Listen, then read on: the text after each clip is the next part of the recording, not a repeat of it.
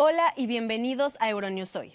El presidente ruso Vladimir Putin ha visitado por primera vez la región ucraniana de Jersón, controlada parcialmente por las tropas rusas, para entrevistarse con los militares en el frente. Mientras tanto, en Bakhmut ambos lados luchan sin descanso. Rusia prepara su defensa para una contraofensiva ucraniana, que según los documentos filtrados del Pentágono llegaría a finales de abril. Y el día de hoy, Israel se paralizó durante 2 minutos esta mañana cuando sonó la sirena del día de la conmemoración del Holocausto. Autobuses y peatones se quedaron parados en su sitio para recordar a los 6 millones de judíos asesinados por los nazis durante la Segunda Guerra Mundial. También hubo una ceremonia que contó con la presencia de 6 supervivientes, música en vivo, advertencias y un llamamiento a la unidad nacional. Y en Sudán, los violentos enfrentamientos continúan. Esta vez la violencia alcanzó al embajador de la Unión Europea, que fue agredido en su domicilio de Jartum. Los ministros de Exteriores de la UE, al igual que el secretario general de las Naciones Unidas, han condenado los enfrentamientos y reclaman un alto al fuego y el regreso al diálogo para restaurar la transición democrática. Y en las calles de Francia también continúan los disturbios, esta vez en respuesta al último discurso del presidente Emmanuel Macron, donde defendió enérgicamente la reforma de las pensiones. Todo esto está en nuestro informativo de hoy. Vamos con los titulares. El presidente de Rusia, Vladimir Putin, visita por primera vez a sus tropas en las regiones anexionadas de Jersón y Lugansk para reconocer la situación en el terreno. El G7 concluye su reunión de ministros de Exteriores, reforzando su apoyo a Ucrania y mostrando un frente unido contra Rusia y China. En medio de los violentos enfrentamientos en Sudán, el embajador de la UE es atacado en su residencia en Jartum. Nuevas manifestaciones en París en respuesta al último discurso del presidente Emmanuel Macron sobre la reforma de las pensiones. El presidente de Rusia, Vladimir Putin, visita por primera vez el frente de batalla en las regiones anexionadas de Jersón y Lugansk. Putin ha aprovechado la ocasión para reunirse con 2 unidades de tropas, una con sede en Dnieper y otra en Vostok. En la primera, el presidente ruso escuchó informes del comandante de las fuerzas aerotransportadas, del comandante de esta agrupación de fuerzas y de otros líderes militares. Según la agencia de noticias rusa TASS, el jefe del Kremlin pidió información sobre la situación en Jersón y Zaporilla, donde sus tropas están preparando la línea de defensa para la posible contraofensiva ucraniana.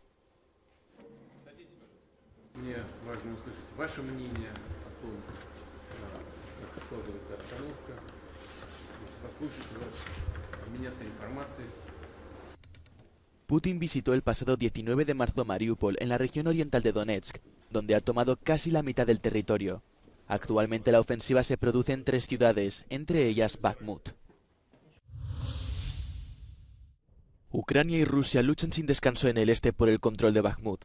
Mientras tanto, Rusia prepara su defensa a lo largo de cientos de kilómetros entre las regiones de Jersón y Zaporilla para hacer frente a la contraofensiva ucraniana. Según los documentos filtrados del Pentágono, Ucrania prepara una contraofensiva para finales de abril, pero el presidente de Ucrania reconoce que no hay lucha posible sin la llegada del armamento de Occidente. Щоразу, коли ми чуємо, що обіцяне постачання зброї затримується, щоразу, коли виникають сумніви щодо типу зброї для України, щодо далекобійності або інших якісних характеристик, щоразу це означає, що українські воїни віддають своє життя, що був цей час. Rusia asegura que sus tropas han conquistado 2 manzanas más de la ciudad de Bakhmut. Además, el ministro de Asuntos Exteriores de Rusia culpabilizó a Occidente de la invasión de Ucrania durante su visita oficial a Brasil.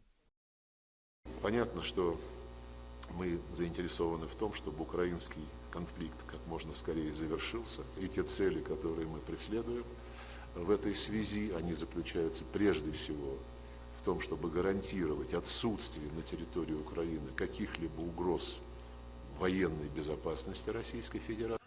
Este lunes, un antiguo mercenario del grupo Wagner denunció haber recibido órdenes de asesinar a civiles ucranianos, entre ellos adolescentes, según informó la organización Gulagu.net.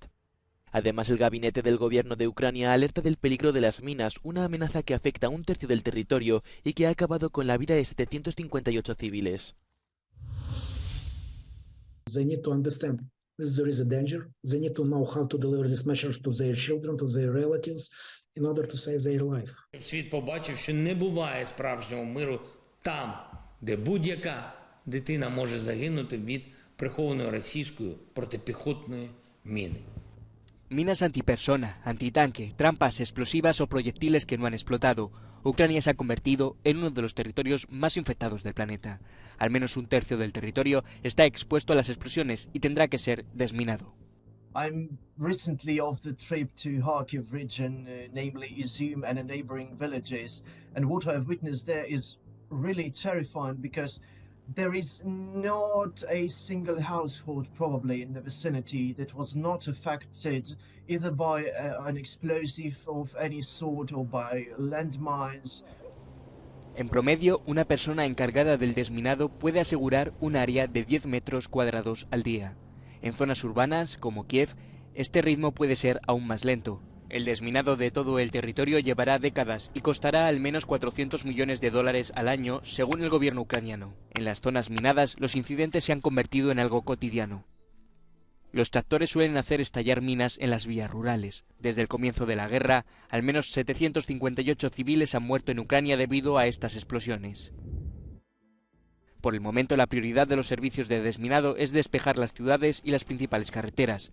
Muchos campos y bosques se han convertido en zonas prohibidas. There is a kind of dilemma. People doesn't have at the moment many options just to survive. Definitely at own risk, they will start planting. We will go to forest, some for fishing, etc., etc. So the most important for us, for all other organizations who involved for mine action activities, is just to raise awareness.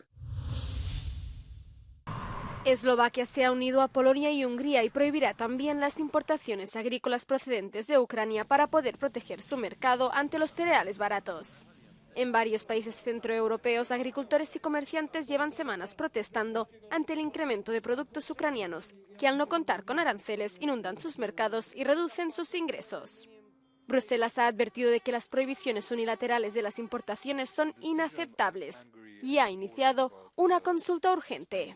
Trade policy is of exclusive competence, which means that it's at European Union level that such decisions can be taken, and it's why we have been saying that unilateral action is not possible under EU trade policy. There is tariff suspension of most of the products, on all of the products, sorry. This is something that we proposed until June this year, and now we have on the table a new proposal to continue this suspension. Tras el inicio de la guerra, la mayoría de productos ucranianos pueden entrar en la Unión Europea sin la imposición de aranceles como medida para ayudar al país en guerra. Además, el bloque creó los conocidos como corredores de solidaridad, un mecanismo para facilitar la exportación de cereales ucranianos y evitar una crisis alimentaria en Oriente Medio y África. Bruselas dice que por ahora estas medidas se mantienen. Según la Organización de Agricultores Europeos, una solución sería enviar los cereales ucranianos fuera de Europa. I think this is a very clear cry for help from the European Union to enable the third country exports that Ukrainians clearly need, and also making sure that the consequences of the market disruptions that these volumes imported from Ukraine have caused in the border regions will be actually absorbed by the whole of the Union. We also have to organize ourselves to make sure that the exports of Ukrainian agricultural goods reach those third countries that actually need them. A principios de marzo, la Unión Europea aprobó destinar 56 millones de euros para ayudar a 3 Estados miembros afectados, Polonia, Bulgaria y Rumanía. Ahora Bruselas planea un segundo paquete financiero para la región que se anunciará en las próximas 2 semanas.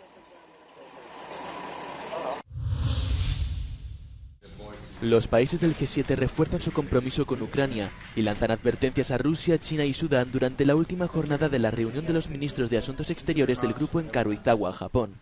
En la declaración final, el ministro de Japón mostró su preocupación por la posibilidad de que la crisis de Ucrania se repita en el sudeste asiático, subrayando las advertencias al Kremlin. ロシアによる無責任な核のレトリックやベラルーシに核兵器を配備するという威嚇、これを受け入れられないことを確認をいたしました。さらに制裁回避や第三国等からのロシアへの武器提供に対処するための連携強化、で一致をいたしました。El secretario de Estado de Estados Unidos reveló en su discurso que había pedido un alto el fuego a los dos generales enfrentados en Sudán, después de que un convoy diplomático estadounidense fuera atacado. We had an American diplomatic convoy that was fired on. All of our people are safe and unharmed. But this action was reckless, it was irresponsible, and of course unsafe. El G7 quiso dejar claro que mantiene una postura común frente al auge militar de China y sobre la situación de Taiwán. Estos comentarios no han pasado desapercibidos y Pekín ha acusado al grupo de difamar y desprestigiar a China.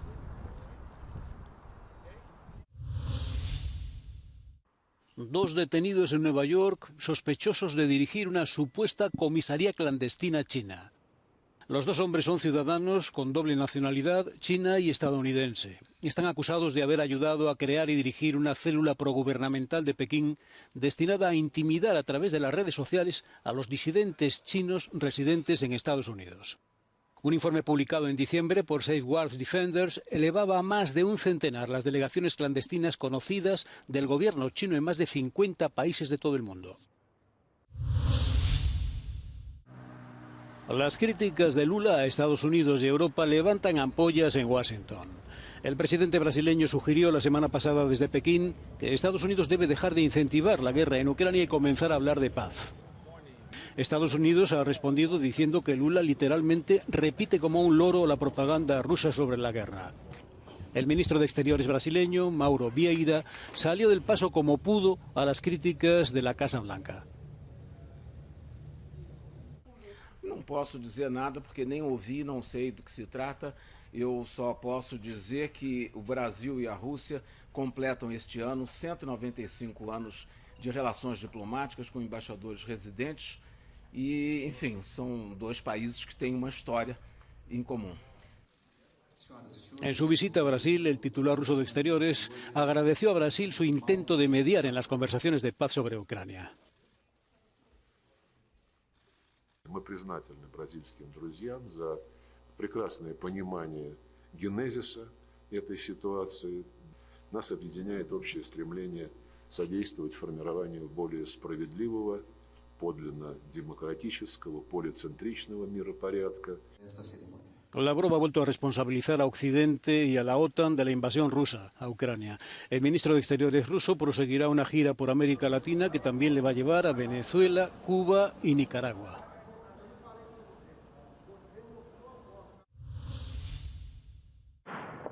Alrededor de 185 personas han muerto y más de 1.800 han resultado heridas en 3 días de enfrentamientos en Sudán, según los informes de la ONU.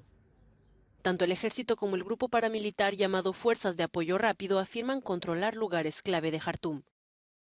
El embajador de la UE en Sudán, Aidan O'Hara, ha sido agredido en su domicilio de Jartum. El diplomático irlandés no resultó gravemente herido. El jefe de la política exterior de la UE, Josep Borrell, tuiteó que la seguridad de los locales diplomáticos y del personal era una responsabilidad primordial de las autoridades sudanesas. Este lunes los ministros de Exteriores del G7 condenaron enérgicamente los enfrentamientos y reclamaron un alto al fuego y el regreso al diálogo.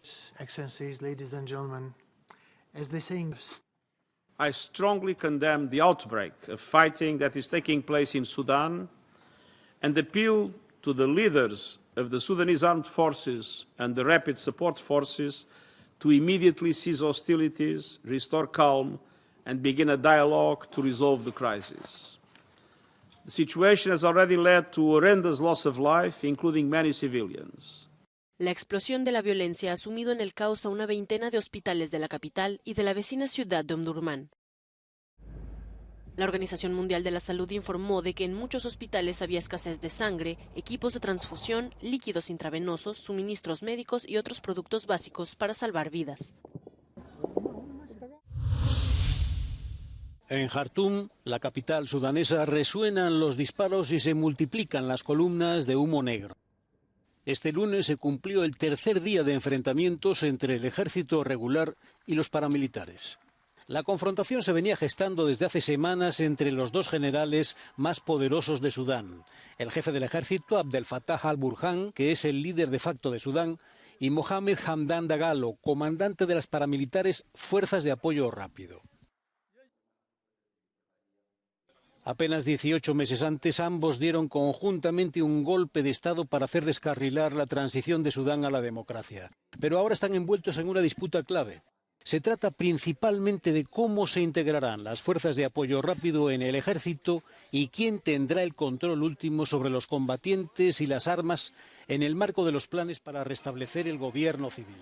Las fuerzas de apoyo rápido son el principal grupo paramilitar de Sudán, cuyo líder, Dagalo, ha ascendido rápidamente al poder. Mientras que diversas estimaciones oficiales y extraoficiales sitúan a las Fuerzas Armadas sudanesas en torno a los 200.000 efectivos, se cree que las fuerzas insurgentes están formadas por 70.000 soldados, pero están mejor entrenadas y equipadas. No está claro dónde terminarán los combates. Sí que la confrontación es un revés mortal para los sudaneses.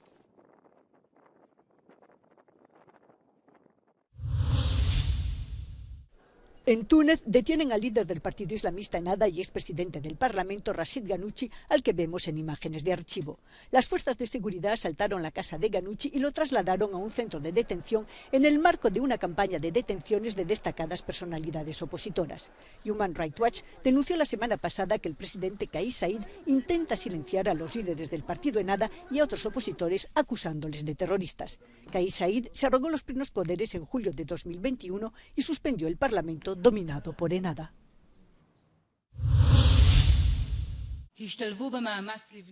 Israel celebró el inicio del Día de la Conmemoración del Holocausto en presencia de 6 supervivientes. Durante la ceremonia, el presidente de Israel hizo un llamamiento a la unidad nacional tras 3 meses de protestas masivas contra el plan del gobierno de reformar el poder judicial.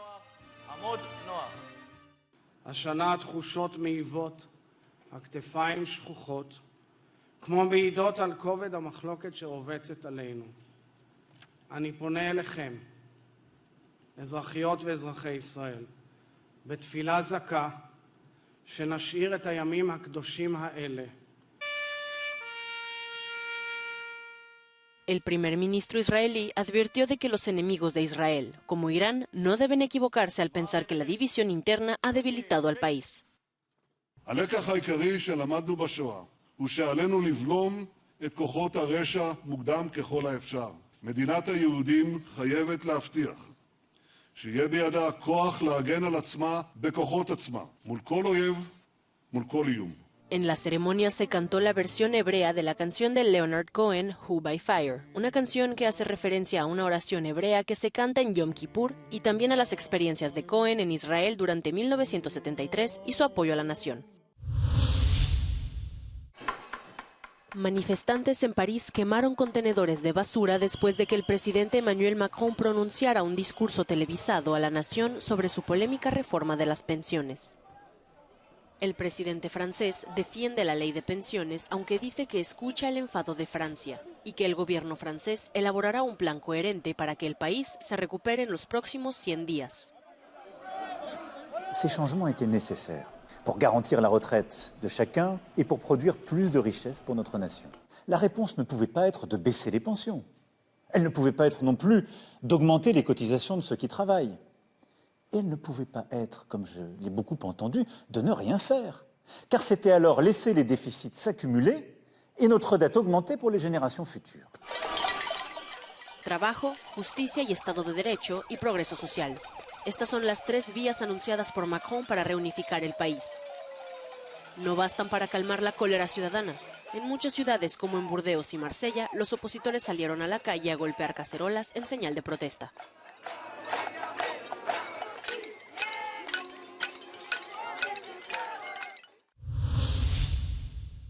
Airbus y Air France han sido absueltas del cargo de homicidio involuntario por el accidente del vuelo Río de Janeiro-París del 1 de junio de 2009. El AF447 se estrelló en el Océano Atlántico, matando a sus 228 ocupantes. El fabricante y la aerolínea alegaban que no se podía demostrar su responsabilidad en el siniestro. La Fiscalía, de forma inusual, se inclinó también por esta teoría. La larga investigación oficial aseguraba que múltiples factores habían contribuido al desastre, entre ellos el error de los pilotos y la congelación del medidor externo de velocidad. Tras 3 meses de un proceso muy tenso, el veredicto del Tribunal Correccional de París ha decepcionado y provocado la ira entre los familiares de las víctimas de 33 nacionalidades. Los jueces han determinado que las empresas sí tienen responsabilidad civil. Ha fijado audiencias en septiembre para decidir las indemnizaciones.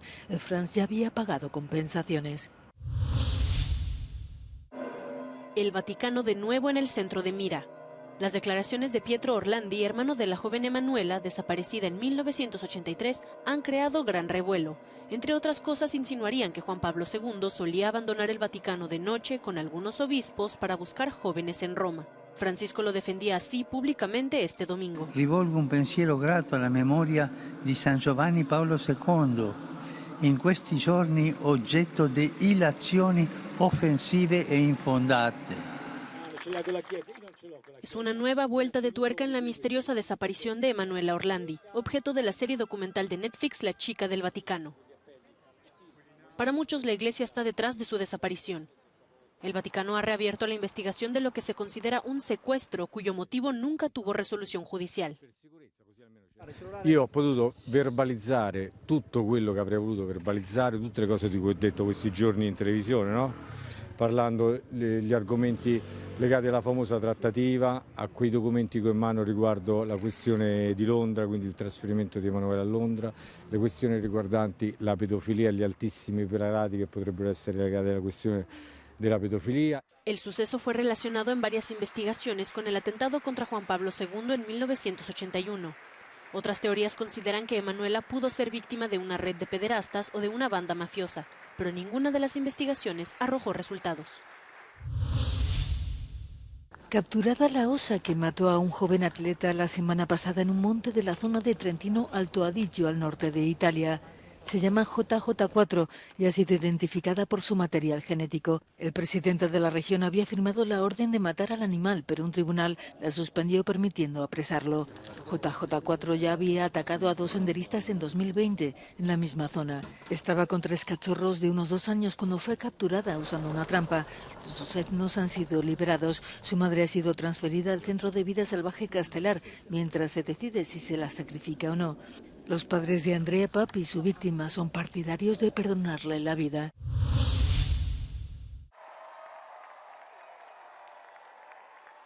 Cae el telón sobre el fantasma de la ópera en el Majestic Theatre de Nueva York. Después de 35 años y casi 14.000 representaciones, el espectáculo más longevo de la historia de Broadway dio este domingo su última función. El musical de Andrew Lloyd Webber se estrenó en 1988, ha sido visto por 20 millones de personas y ha recaudado 1.400 millones de dólares.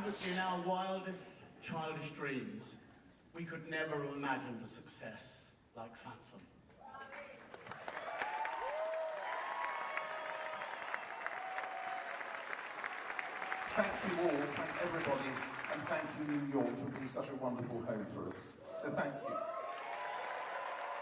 El musical, basado en el melodrama de Gaston Leroux sobre un genio desfigurado que vaga por los sótanos de la Ópera de París y cuyo corazón suspira por la joven soprano Christine Daae, ganó 7 premios Tony en 1988. I've seen the show a number of times over the years. But tonight was an extraordinary night. There were so many moments that I teared up and got goosebumps. El fantasma de la ópera sigue representándose en Londres. Una nueva versión, producida por Antonio Banderas, verá la luz a partir de octubre en Madrid.